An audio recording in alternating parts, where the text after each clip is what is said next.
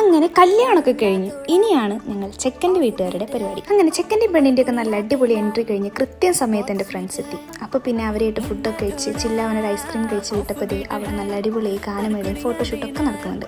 അപ്പോൾ പിന്നെ ഞങ്ങളൊരു ഡാൻസ് കൂടെ ആവാമെന്നങ്ങ് വിചാരിച്ചു.